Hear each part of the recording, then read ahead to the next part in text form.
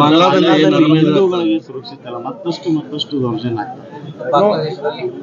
ನೋಡಿ, ಬಾಂಗ್ಲಾದಲ್ಲಿ ಅತ್ಯಂತ ಹೃದಯ ವಿದ್ರಾವಕವಾದಂತಹ ಒಬ್ಬ ಮುಗ್ಧ ಹಿಂದುವನ ಒಂದು ಸಜೀವ ದಾನ ಆಗಿದೆ ದೀಪು ಅನ್ನೋಂಥ ಒಬ್ಬ ವ್ಯಕ್ತಿ.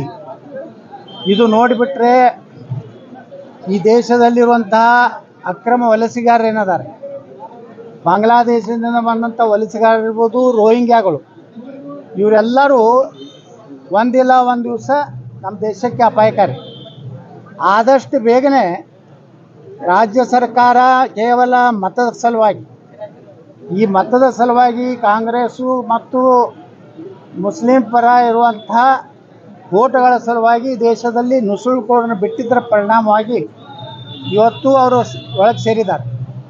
ಅವ್ರಿಗೊಂದು ಅಂತಿಮ ಗಡುವು ಕೊಡಬೇಕು. ಇಷ್ಟು ದಿವಸ ಭಾರತದಿಂದ ಹೊರಗೆ ಹೋಗದಿದ್ದರೆ ಅವನು ಗುಂಡಿಕ್ಕಿ ಕೊಲ್ಲಬೇಕು, ಇಲ್ಲಾಂದರೆ ನಮ್ಮ ದೇಶ ಉಳಿದಿಲ್ಲ.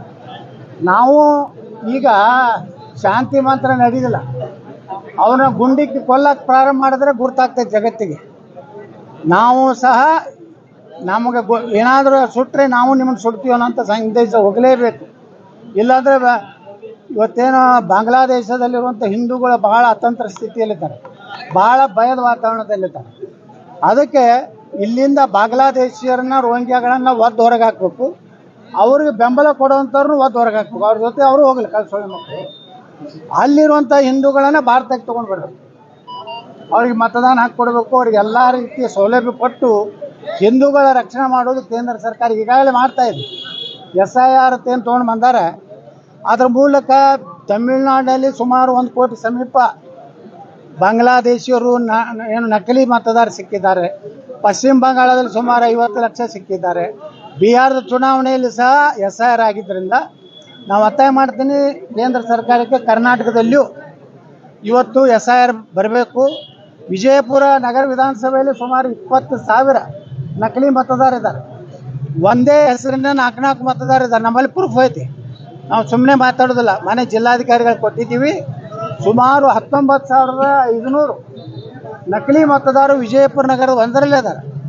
ಹೆಂಗಂದ್ರೆ ಉದಾಹರಣೆ ಅಂದ್ರೆ, ಒಬ್ಬೇ ವ್ಯಕ್ತಿ, ಅವನ ಹೆಸರು ಸಲೀಮ್, ಒಂದು ಕಡೆ SALIM ಅದಾನ, ಒಂದು ಕಡೆ SALEEM ಅದ, ಒಂದು ಕಡೆ SALEM ಅದ.